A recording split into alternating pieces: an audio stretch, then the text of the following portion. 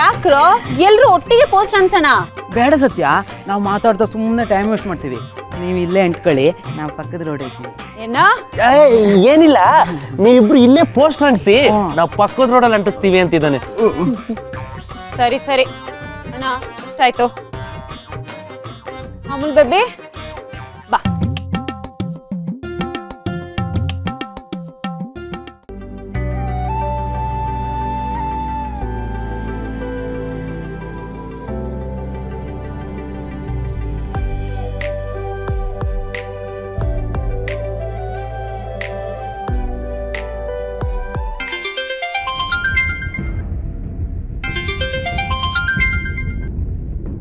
ಹೇಳಮ್ಮ. ಏನು ಹೇಳಮ್ಮ? ಗಂಟೆ ಎಷ್ಟಾಯ್ತಂತ ಗೊತ್ತೇನು ನಿನಗೆ? ಹೊತ್ತು ಗೊತ್ತು ಏನು ಇಲ್ವಾ? ಎಲ್ಲ ಇದೆಯಾ? ಅಮ್ಮ ನೀನೇನು ಟೆನ್ಷನ್ ಮಾಡ್ಕೊಂಬೇಡ. ನಮ್ ವೆಂಕಣ್ಣ ಇದಾರಲ್ಲ, ಅವ್ರ ಮೇಲಿಂದ ಬಿದ್ದು ಪೆಟ್ ಮಾಡ್ಕೊಂಡ್ಬಿಟ್ಟಿದ್ದಾರೆ. ಹಾಸ್ಪಿಟಲ್ಗೆ ಸೇರ್ಸಿದೀನಿ, ಡಾಕ್ಟ್ರು ಬ್ಲಡ್ ಬೇಕು ಅಂದ್ರು. ಅದನ್ನೇ ಅರೇಂಜ್ ಮಾಡ್ತಾ ಇದೀನಮ್ಮ. ನಾನೀಗ ಹಾಸ್ಪಿಟಲ್ ಅಲ್ಲೇ ಇದ್ದೀನಿ. ಬೇಗ ಆಗ್ಬಿಟ್ರೆ ಬಂದ್ಬಿಡ್ತೀನಿ, ಇಲ್ಲ ಅಂದ್ರೆ ಬೆಳಗ್ಗೆ ಬರ್ತೀನಮ್ಮ. ನೀನು ಎಷ್ಟು ಹೇಳಿದ್ರು ಬದಲಾಗಲ್ಲ ಕಣೆ. ಆಸ್ಪತ್ರೆ ಬ್ಲಡ್ ಅಂತ ಹೇಳಿ ಬಾಯಿ ಕಟ್ ಹಾಕ್ಬಿಡ್ತೀಯ. ಊರು ಉಸಾಬರನ್ನು ನಿಭಾಯಿಸೋದಕ್ಕಿಂತ ಮುಂಚೆ ಮನೆ ಕಡೆನೂ ಸ್ವಲ್ಪ ಗಮನ ಕೊಡು. ಅಮ್ಮ ಏನಾಗಲ್ಲ, ನಾನು ಬರ್ತೀನಿ ಅಂತ ಹೇಳಿದ್ನಲ್ಲ. ಹೌದೌದು, ನೀನೇನು ಹೊತ್ತು ಗೊತ್ತು ಇಲ್ಲದೆ ಹೋಗಿ ಬರ್ತೀಯ. ಆದ್ರೆ ನಿಮ್ಮ ಅಕ್ಕನ ಮದುವೆ ಹತ್ರದಲ್ಲೇ ಇದೆ ಕಣೆ. ನಿನ್ನ ಕೈ ಮುಗಿದು ಕೇಳ್ಕೊತೀನಿ, ಅದಕ್ಕೂ ಏನಾದರೂ ಎಡವಟ್ ಮಾಡಿ ನಿನ್ನ ಕಲ್ಲು ಹಾಕಬೇಡ.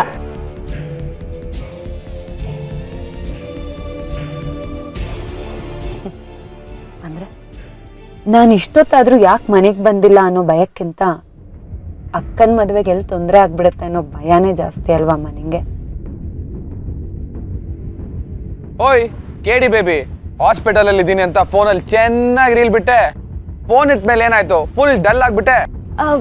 ಏನಿಲ್ಲ ಅಮೂಲ್ ಬೇಬಿ, ನಮ್ಮ ಅಮ್ಮಂಗೆ ನನ್ನ ಮೇಲೆ ಹೆವಿ ಲವ್. ನಾನು ಎಲ್ಲಿ ಏನ್ ಮಾಡ್ಕೊಂಡ್ಬಿಡ್ತೀನೋ ಅಂತ ಲೈಟಾಗಿ ಭಯ ಬೀಳ್ತಿರ್ತಾಳಷ್ಟೆ. ಅದು ಇಷ್ಟೊತ್ತಲ್ಲಿ ಈ ಪೋಸ್ಟರ್ ಅನ್ಸಕ್ ಬಂದಿದ್ದೀನಿ ಅಂದ್ರೆ ಸುಮ್ನಿರ್ತಾಳ. ಅದಕ್ಕೆ ಸ್ವಲ್ಪ ಲೈಟಾಗಿ ರೀಲ್ ಬಿಟ್ಟೆ. No no no no no, ಅಮ್ಮನ ಹತ್ರ ಯಾವತ್ತೂ ಸುಳ್ಳು ಹೇಳ್ಬಾರ್ದು. ಅಮ್ಮನ ಮಾತು ಯಾವಾಗ್ಲೂ ಕೇಳಬೇಕು. ನಾನು ಮನೆಯಿಂದ ಹೊರಗಡೆ ಹೋಗ್ತಾ ಇರ್ಬೇಕಾದ್ರೆ ಎಷ್ಟು ಮುದ್ದಾಗಿ ಗೊತ್ತಲ್ಲಿ ಬೇಡ ಕಂದ ಅಂತ ನಮ್ಮಮ್ಮ ಹೇಳಿದ್ಲು. ಅವಳ ಮಾತು ಕೇಳಿದಿದ್ರೆ ನನ್ಗೆ ಪರಿಸ್ಥಿತಿ ಬರ್ತಿರ್ಲಿಲ್ಲ. ಏ ಅಮೂಲ್ ಬೇಬಿ, ನೀನ್ ಹಿಂಗ್ ಮಾಡ್ತಾ ಇರೋದು ಪುಣ್ಯ ಬರೋ ಕೆಲ್ಸ, ಪೇಚಾಡೋ ಕೆಲ್ಸ ಅಲ್ಲ. ಒಬ್ರು ಕಷ್ಟಕ್ಕೆ ಆಗೋದ್ರಿಂದ ಸಿಗೋ ಪುಣ್ಯ ದೇವರುಂಡಿ ಕೋಟಿ ರೂಪಾಯಿ ಹಾಕಿದ್ರು ಸಿಗಲ್ಲ. ಪುಣ್ಯ ಬರುತ್ತೆ ಅಂತ ಇಡೀ ರಾತ್ರಿ ಮನೆ ಬಿಟ್ಟು ಬೀದಿ ಸುತ್ತಕ್ಕಾಗತ್ತೆ? ಆಹಾ Appanna, new year party, birthday party, ಆ ಪಾರ್ಟಿ ಈ ಪಾರ್ಟಿ ಅಂತ ಕುಡ್ದು ಇಡೀ ರಾತ್ರಿ ಬೀದಿ ಸುತ್ತುವಾಗ ಈ ಯೋಚನೆ ಬರಲ್ಲ ಅಲ್ಲ? ನಮ್ ಯುವಕರು ಈ ಪಾರ್ಟಿ ಗಿಟ್ಟಿ ಎಲ್ಲ ಬಿಟ್ಟು ಬಡವರಿಗೋಸ್ಕರ ಇಡೀ ರಾತ್ರಿ ಸುತ್ತಿದ್ರೆ ನಮ್ ದೇಶ ಯಾವಾಗ್ಲೂ ಉದ್ಧಾರ ಆಗೋಗಿರೋದು. ಓಯ್, ನಾನ್ ಯಾವತ್ತೂ ಕುಡ್ದು ಬೀದಿ ಸುತ್ತಿಲ್ಲ. ಏನೋ ನೀ ನನ್ ಜೊತೆ ಇದೆಯಾ ಅಂತ ಬಂದಿದ್ದೀನಿ ಅಷ್ಟೇ. ಬಂದಾಯ್ತಲ್ಲ, ಕೊರಗ್ಬೇಡ. ಒಳ್ಳೆ ಕೆಲಸ ಮಾಡುವಾಗ ಕೊರಗಿದ್ರೆ ಸಿಗೋ ಸಂತೋಷ ನೆಮ್ಮದಿ ಕರಗೋಗುತ್ತೆ. ಇನ್ನೊಬ್ರಿಗೆ ಸಹಾಯ ಮಾಡುವಾಗ ಸಿಗುತ್ತಲ್ಲ ಖುಷಿ, ಆ ಖುಷಿಲ್ ಒಂದ್ಸತಿ ಮುಳುಗೋದ್ರೆ ಎದ್ದೇಳೋದಕ್ಕೆ ಮನ್ಸೇ ಆಗಲ್ಲ. ನಾವು ಸಹಾಯ ಮಾಡಾದ್ಮೇಲೆ ಅವ್ರ ಮುಖದಲ್ಲಿ ಒಂದ್ ಸಣ್ಣದಾಗಿ ನಗು ಮೂಡುತ್ತಲ್ಲ, ಆ ನಗು ನೋಡುವಾಗ ಸಿಗೋ ಸಂತೋಷ ಇನ್ ಯಾವ್ದ್ರಲ್ಲಿ ಸಿಗುತ್ತೆ ಹೇಳು?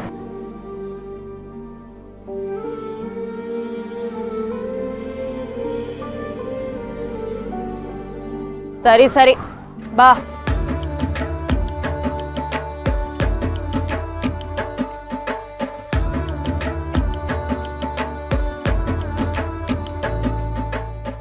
ಬಂದೆ.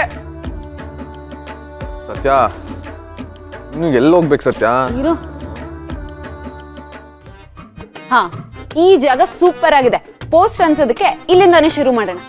ನೀನ್ ಬೇಗ ಬೇಗ ಪೋಸ್ಟ್ಗೆ ಗಮ್ ಹಾಕೊಡು, ನಾನು ಅಂಟಿಸ್ಬಿಡ್ತೀನಿ. ಏನೋ ನಾನು ಪೋಸ್ಟರ್ಗೆ ಗಮ್ ಹಾಕೊಡ್ಬೇಕಾ? ಅದೆಲ್ಲ ಆಗಲ್ಲ. ಸರಿ ಬೇಡ ಬಿಡು, ನಾನೇ ಗಮ್ ಹಾಕೊಡ್ತೀನಿ, ನೀನ್ ಅಂಟಿಸ್ಬಿಡು ಆಯ್ತಾ? ಏನ್ ಯೋಚನೆ ಮಾಡ್ತಿದ್ಯಾ?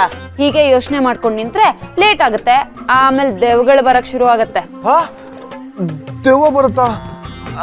ಆಗಿದ್ರೆ ನಾನು ಇಲ್ಲೇ ಸೈಕಲ್ ಹತ್ರ ಆರಾಮಾಗಿರ್ತೀನಿ. ಬೇಕಿದ್ರೆ ಪೋಸ್ಟರ್ ಗಮ್ಮು ನಾನೇ ಹಾಕೊಡ್ತೀನಿ. ನೀನೇ ಹೋಗಿ ಪೋಸ್ಟರ್ ಅಂಟಿಸು ಪ್ಲೀಸ್. ಅದನ್ನೇ ನಾವು ಕನ್ನಡದಲ್ಲಿ ಹೇಳಿದ್ದು.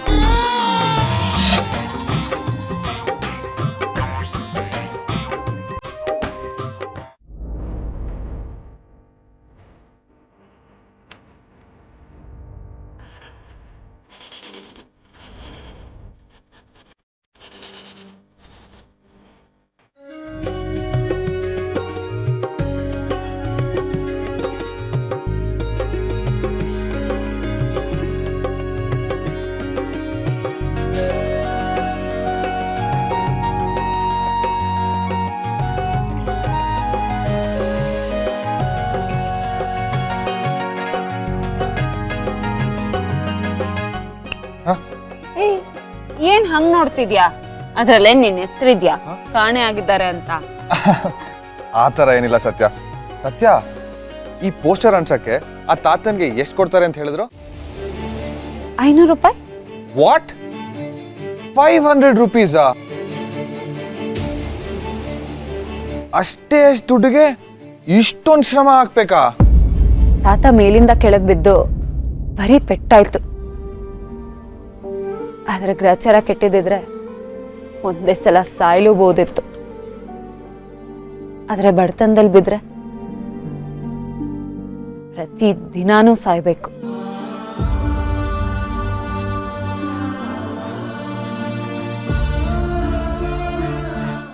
ಇದೆಲ್ಲ ನಿಂಗೆ ಅರ್ಥ ಆಗಲ್ಲ ಬಿಡು.